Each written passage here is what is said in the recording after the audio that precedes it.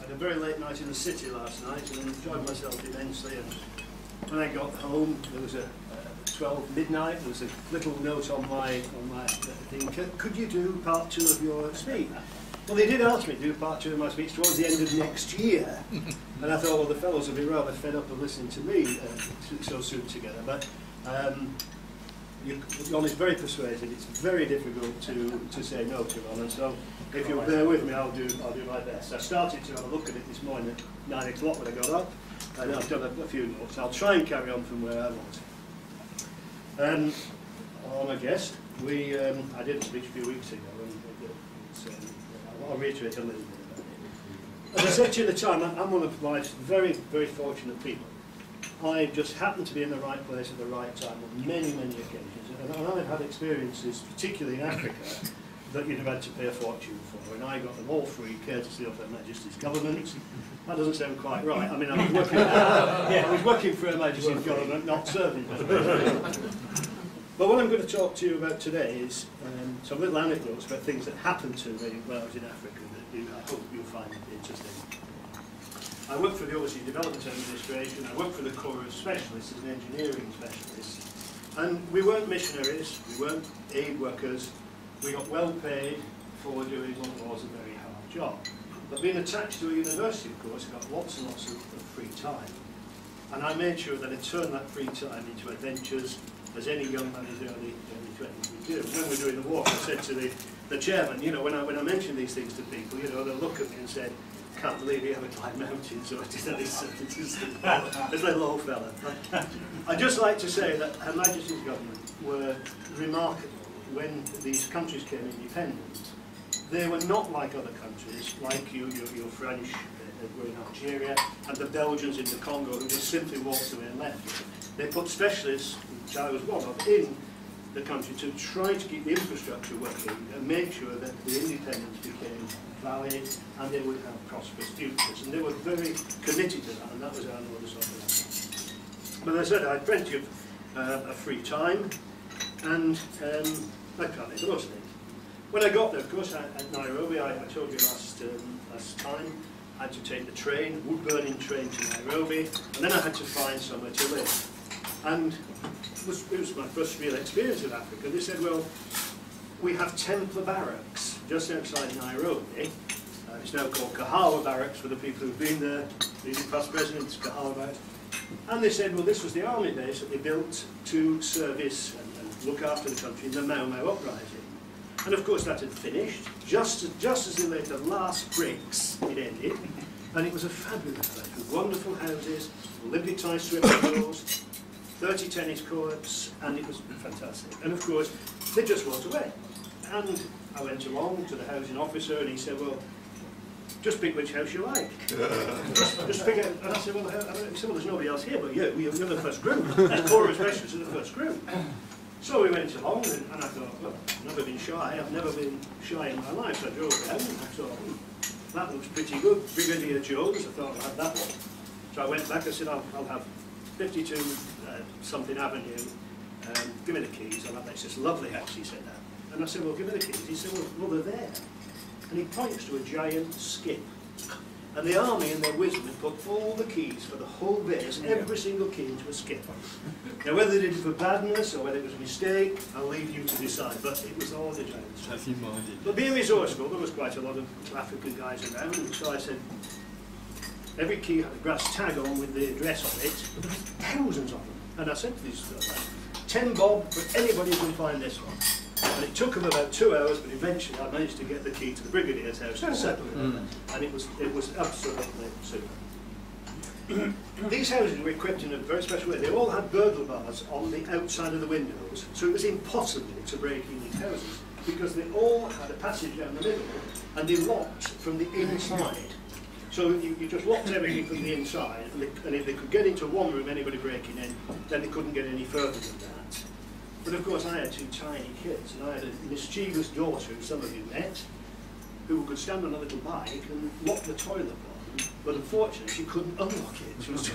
So it was mad cries for help regularly, and it was relatively secure, and we left all the windows open because it was warm. But these houses had no curtains, and my wife Rita, you know, couldn't get used to this. So she sent I think it was a telex or a telegram home and said, get me some curtains from Marks and Spencer's, gave them the size, and they all came, and we had beautiful Marks and Spencer's fitted curtains in our house. We had a dinner party to celebrate it. But when we got up the next morning, we had a 2-inch pelmet in every single window in the whole house. But every servant on that estate was dressed in our beautiful Marks and Spencer's, beautiful Marks and Spencer's dresses, all in exactly the same material, and they'd all gone. Somebody'd come along in the night and spent the whole lot. And talk about being naive when you arrive in Africa, well, I gradually got to be more wise as time went on. We had to, of course, get a car when I first got there. And we used to look at Land Rovers and the new Toyota Land Cruiser that just came out of that. And we used to look at these like you look at beautiful women.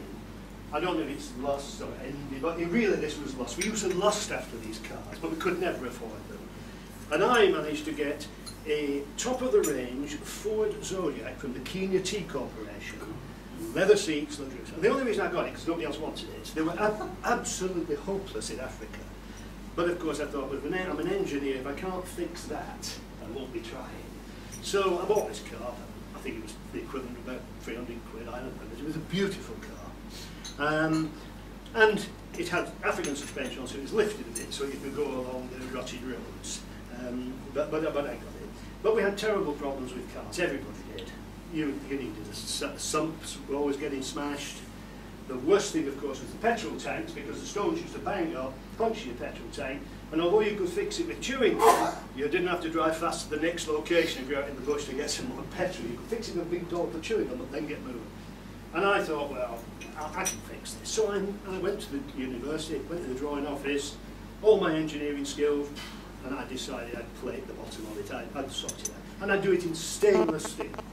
But I slightly miscalculated, because I forgot that stainless steel is extremely heavy. If I'd used aluminium, and when I finished this job, of course, the bloody car wouldn't move with it. So I had to start all over again.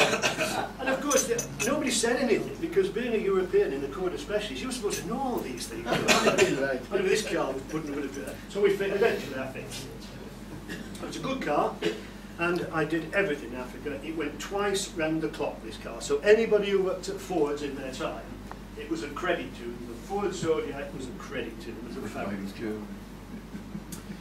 Occasionally we used to go into Nairobi to the cinema, and there were some quite interesting experiences there, because as soon as you pulled up the cinema, a little guy would run out and say, Bwana, look after your car for you. And you'd say, well, why do you want to look after my car? Because you knew the ropes was okay. And what these guys did, and some of you who've lived there will know this, they would fix anything. If you had a broken headlight, they'd say to anybody pull up, would you like it fixed? And when you came out of the cinema, it was fixed. Some poor beggar down the road was buying his head. Woe betide you if you didn't have these boys. And you always left the car open, with nothing in it, but left it open, because otherwise somebody'd smash it to get in. And of course, you paid them, and they laid across the bonnet of the car and guarded it against anybody nicking your head. You always took the rotor arm with you, of course. Who knows what a rotor arm is these days? Do you have rotor arms? You used to take the rotor arm off, put it in our pocket, and then they couldn't pinch the flipping thing, and we were in the cinema. I did many safaris, and I know you've done this, so I'm not going to dwell on safaris. The only one that I found really interesting was, which I really enjoyed the most, I went to this place, Oligosaile, in, I think it's in Tanzania. Where? Oligosaile, and this is the site of the original hand axe man, when they first picked tools up and started to use tools for the very first time, like hand axes. And it was amazing, because there was no security. I was the only person there. And I looked for the spelling of it on the internet this morning, and of course they were selling these flipping things on eBay, so somebody did steal them, but in those days nobody touched them, and they almost been priceless, some of these hand axes that were scattered around the site, and I remember that one particularly.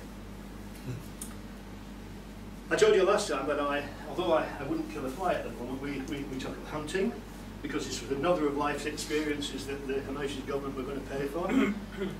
But we did it to top up our income, because the rich Americans would shoot the whole of their game license, and although they couldn't shoot everything, we used to shoot the plains game for them and sell it to them to make some extra income so that we could go travelling. You weren't allowed to shoot within 800 metres of a car. Now in Africa, you can imagine that is not funny. 800 metres is a long way from a car because you had to creep up on the animals and do what you do. And we also had some really good experiences because one of these Americans, he wanted an eland and he contracted us to shoot this eland for him. Now an eland, anybody who knows, is a giant of an animal. It's the biggest cow you've ever seen. It's the largest of the plains game. And we never did shoot this eland because we crept after it 800 metres behind the car, we followed it all day, and eventually it hid itself in some bushes. And my friend said, look, I've had enough of this. So he said, go around the back, he said, because if you shot an animal and wounded it, you had to find it. Even if it took you 3 days or 4 days, you had to find it. You weren't allowed to leave it. So he said, take the shotgun, shoot one up the back, and when it runs out, I'll get it. So I said, okay. So I went, well, it came out, but it wasn't the eland. It was a rhinoceros, and it came out with a speed of a Formula One car. Fortunately, it went towards my pal. And he just stood unflinchingly and didn't fire because they weren't on our licence. They were being caught with it. But that was one of the experiences. But we shot other things. We used to shoot for the pot, and guinea fowl were our favourite. And I don't think you've eaten guinea fowl, but it can be delicious. But guinea fowl are very, very clever. Guinea fowl know the range of any shotgun you could possibly own. It doesn't matter, 12 bore, 20 bore, 40, they know. They know. And they don't fly, so you have no chance of getting them when they're slow. They run along the ground. And they run precisely 1 metre outside your range, and then peck, peck, peck, peck, peck, and when you reach again, 1 metre outside, you can't. I defy anybody to not want to kill a guinea fowl if you get within range. We never managed to kill any ourselves, but we tried to. We had interesting experiences. I mean, the most dangerous animals in Africa are, of course, buffaloes, which we were never allowed to shoot. We just couldn't afford it, nor would we want to. Because the buffaloes, they actually track you. If a buffalo sees you, it starts to follow you, and it follows you to attack you if it's anywhere near its young. And this can be really alarming, because when I was mountaineering at a later day, of course they're in the forest, and so were we. And you can hear them crunch good. Really quite scary. But the most dangerous animal, in my opinion, was the giraffe. And there were more fatal accidents in Kenya with giraffes. Because, of course, you hit them at night, you can't see them, you hit the legs, they fall down the car, and people were killed. And it was a frequent incident, and they were the most dangerous. Because all this horrible hunting, the animals got their own back, because creeping through the bushes was these tsetse flies. Now, a tsetse fly is about 4 times as big as a blue bottle. And when a tsetse fly bites you, it's not painful. It's absolute agony, because the proboscis is for going through elephant skin, so you can imagine what it does when it bites you. It's absolute agony. But the worst things, of course, are the things you don't feel like, the ticks, because you're picking them all up as you're creeping through the bushes, and you're covered in them. So the animals get their own back, and I didn't have a long hunting career. I was talking to the President when we were doing our walk about mountaineering, and he was very kind to me. He didn't say, crikey, I imagine a Paul did a little fellow like you who can hardly do a 7-mile walk and do any mountaineering, but he was very kind to me. And we did a lot of mountaineering, and I know you've done quite a bit. I got dragged into it through the Kenya Mountain Rescue Team. And they came to the university and they asked for volunteers to carry some stretchers up Kilimanjaro to the Mwenzi peak, because 2 climbers had fallen off and were presumed dead, and they wanted us to, and I was only roped in as a carrier of these stretchers. And of course, not being able to keep my mouth shut, that's why I'm having my second speech here, but not able to keep my mouth shut, I realised these stretchers were ridiculous. They were 7 feet long, aluminium stretchers, and we had to climb the whole way up Kilimanjaro, 19,340 feet, with these stretchers, me at the back and on Charlie. It was ridiculous. So I said, well, why don't we just chop them into 3 pieces, make them acceptable so they go together, and we could be easy. And of course, then I got really roped into this mountaineering thing. It was a very dodgy thing to do when I was there, and you've got to remember this is a while ago, President, because the rescue team were just well-meaning gentlemen. They were pretty clueless about rescue or engineering or what we had to do. And these 2 chaps we went to rescue, I never actually rescued a single live person. You know, I went to a helicopter crash, and I went to these 2 chaps on the rope, and these guys were hanging on the ropes there, and they were dead. They'd been dead for weeks and weeks, and they were on Wednesday just hanging. And of course they brought a sharpshooter out from England. I didn't actually see it, But they said after 20 shots, he managed to get these guys out, because nobody could get near them. It was too dangerous. And he managed to get them down by shooting the ropes, which was rather remarkable. But it was a very amateur type of operation.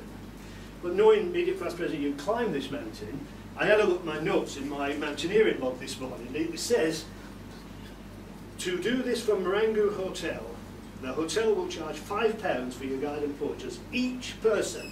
And I had written, outrageous. I have no idea what it costs today, but I bet it's very expensive. And I noticed it in my little log, I'd written outrageous. $900. Sorry? $800 to $900. $800 to $900. I'd put £5 outrageous. So we just, and I put in my notes that we hired one guide. Guide will not carry a load, got to carry it yourself. £5 for the whole party, and of course we went off. I did quite a bit of climbing on Kilimanjaro. Was just a long slog. I did a lot of climbing on Mount Kenya, and I have just one anecdote there. Mount Kenya, there was one hut, 15,500 feet, and it was freezing cold, and it was very wet. And so we had the bright idea to go to a bed manufacturer in Nairobi and get ourselves some of the plastic covers for the bags. And then when we got down at night, we put these on. The last man would put a big elastic around the neck, and the other man would go like that. Of course, it was brilliant. We laid there, it was warm, it was a joy. But the hut was full of rats. Absolutely full of large groundsel rats. And they had one tooth. They are the most horrible thing. Nobody would get up because it was too cold, and they were tap, tap, tap, tapping our pans looking for the blood. It was terrifying. But it cured my fear of rodents forever. I have no fear of mice or rodents forever, because nobody would get up. We just put up with it all night as well. Mount Kenya was climbing, real climbing with ice axes and this sort of stuff. And it's very interesting that now you can see climate change. I saw it on TV the other day with some celebrities. There's no snow there. There was snow down to 12,000 feet when I was climbing, really low down. Now there's hardly any. Kilimanjaro, you could see it from Nairobi. You could see the top of it from the top of our building. So it's a real demonstration of climate change, how it's affecting us. Of course, there are other worries. The first time I climbed Mount Kenya, the week later, they caught one of the Mau Mau leaders who'd been hiding there since before the Mau Mau, and he had 5 rifles. And a troop of guys walked past him in the forest, us, going up the mountain, not knowing he was there, so I could have been shot, I could not have done it, but that all settled down again. I also had an interesting climb in the Ruwenzori's. Now the Ruwenzori's are on the border between the Congo and Uganda, and they're originally Ptolemy's mountains that the moon reputed to be. And this was very interesting. The peaks of Stanley, Steak and Bacon are the ones we climbed. And it's a jungle approach, so it was a completely different climb. It was steamy jungle. And it was through the Ituri forest. And when we were going up there, you get pygmies following you. Really rather scary because they're extremely secretive. And you just see glimpses of people in the forest following you. And they're absolutely tiny, because when we got to meet some, the average height was 50 inches. 50 inches, which is absolutely tiny. And then there'd be a giant one in the middle, you know, 6'6", and we never really found that out. And of course, they're very light-skinned because of the forest, they're very light-skinned people. But they're buggers. They were, give me a cigarette, got some chocolate. Do you want to buy this bow and arrow? I don't want to buy this bow and arrow. And then, poof, stabbed me in the arm and ran off. And then, of course, the guys were all saying, well, you know, they poisoned these arrows now. And I'm sweating. And they poison them. Doesn't come on till about 24 hours later. There's no stretches. I never, ever forget things as long as I live. But this was the Ituri forest, quite famous. And then, of course, as I got a little bit older and I got a bit more brain power and decided this mountaineering felt fun, I took up golf. And this has been a lifelong passion for me. But the first game I had was at Lake Magadi. And Lake Magadi, you've seen on telly, it's a soda lake where the flamingos are, and they get these great globs of soda around their feet, and the poor things can't take off. It was that place. And there were no caddies, nothing. It was just white desert. And they gave me this bag, 5 clubs, a piece of, what was it? It was actually a mat, you know, that you could put your feet on, and a cricket bat in this bag. So I'm walking out to the thing, I'm in this cricket bat, not in this one. Where's the cricket bat? And had me 3 clubs and a thing. When we got down there, the chap said, have you brought some oil? I said, He said, we engine oil, you know so? I said, no. Of course, they made the greens from engine oil mixed with sand. Well, they just mixed it with sand and spread it out and made a green. But of course, the cricket bat, which I'd thrown away on the way to the first tee, was the scraper that you scraped a straight line so you have a putt. Well, I'm not lending you mine. You threw it away. But you just threw your mat down, put your ball on it, whack, pick your mat up and walked up. The resourcefulness of the golfers was amazing. I also played at Kisumu. Kisumu was the end of the railway line on Lake Victoria, a fabulous place. It used to be called Port Florence, but there was a dispute at that because the chief engineer's wife was called Florence and the chief plate layer's wife was called Florence, and so they renamed it Kisumu, which I can't see the logic of it, but they did, because it was originally called Port Florence. And we travelled up on the railways, because I was a member of the railway club in Nairobi, and of course we always took the Queen's coach, didn't we, with the best wages and the best food and everything. It takes hours and hours from Nairobi to Kisumu, you can imagine. I know you have to go. Sorry, I know, it's okay, no problem. Thanks for staying there, I appreciate it. Fantastic. Every bit of your hunting trip is fantastic. Don't know about the buffalo and the you know about it. Yeah. So we went up with the railway. We had a fantastic time. We took all the best staff, and pretended it was a training exercise for them. And the Queen's coach, a wonderful time. Got to Kisumu, and anybody who plays golf, I looked up this morning. Local rules: Kisumu Nyanza Golf Club, Kisumu. Free drop in the close vicinity of any crocodile or hippopotamus, but not nearer the hole. Free drop, but not nearer the hole, any python greater than 6 feet long. And it's still there today, and it's still of course today, but I couldn't get the card print to print off. My home golf club is Thika, which is just north of Nairobi.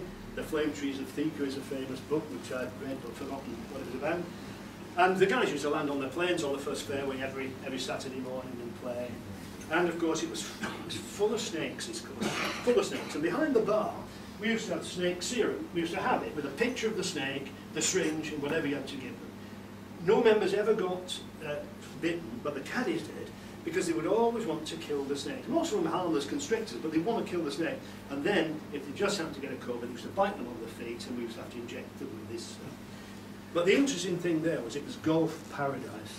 We had caddies, we had 4 caddies who walked ahead to make sure you didn't lose the ball, and we also had a barrel boy with ice and drinks in it. It was nice. But of course, anybody who's played golf in Africa knows that their caddies are real gamblers. And my guy is going to beat your guy, whichever way we go. He's going to beat your guy. And of course the 4 caddies were geniuses with their feet. They could pick them all up, and they could walk along and put in a beautiful lie for you. There's a bit of a divot hole it wouldn't be when you got there. And you would see absolutely nothing. If it went in the bushes, it would hit a tree and come flying out. There's a big rock in there, one, straight out. And you never got a bad lie. And in the end, this was quite serious, in the end we had to go to Bata, and we had to buy 50 pairs of size 10 shoes because you never knew who'd won the medal. You never would know who won the medal. And every caddy had to wear a pair of shoes on medal day to ensure that they couldn't pick the ball for moving with their feet, and you got the genuine medal. And lastly, I've just got to finish off in a few seconds. The colonists had done us all really well as sportsmen.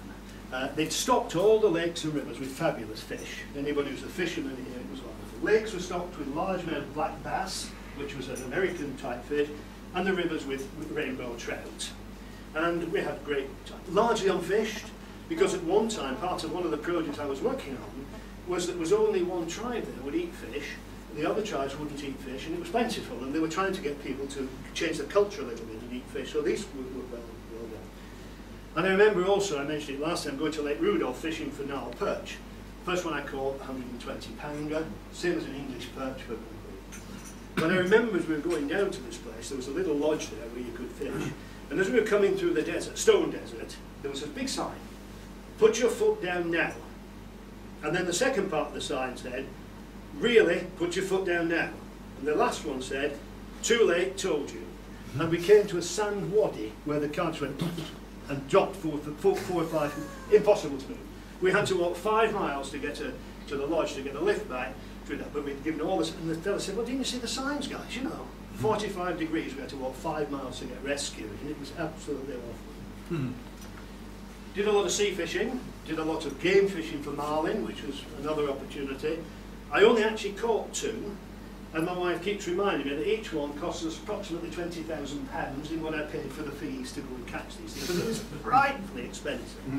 And she used to say, why do you do that? Why don't you just go and catch something we can eat? You know, why do you? So I got a parcher in a little boat, a nice little boat without rowing on, and we used to go down to Mombasa and sit there. We used to go out over the reef and drop these lines of giant 200-pound breaking strain lines, 10 hooks, big rock on the bottom. And we used to catch little bottom fish, but really it was an excuse for drinking beer. We'd take a crate of freezing cold beer and sit in the boat and drink the beer. And I was out one day, and my pal said to me, this boat's moving. And I said, I think it is. I said, it's moving. He said, it's moving. It is, we're moving. I said, it's the beer, forget it, have another drink. And this boat was moving. And we didn't want to. So we started to pull the line and couldn't. I pulled it, and it was clutching into the boat. When we looked down, we got this giant shark that had come along, and it had eaten all the bits, plus the rock, it got everything. Just everything. And it was put, and we didn't want it. So I said, cut it off. He said, no, I want it. He said, I'm going to pull that on my office wall. I'm going to have it on my office wall. Let's catch it. So we pulled it. And I said, when we got it up to the surface, he said, how do you kill it? And I said, I said, a clue. You had nothing to kill it. He said, well, I read in a book that all the nerve endings of the shark are in the end of its nose. So he said, if we get one of those litre bottles and give it. So as we pulled it up, and I'll tell you, gentlemen, that is a filthy lie. Their nerve endings are not in the ends of their nose, and it absolutely took off like demented and said, lucky I'm here today. Because it was actually burning the wood as the line went out, but the rest of it for another day. Gentlemen, thanks for listening.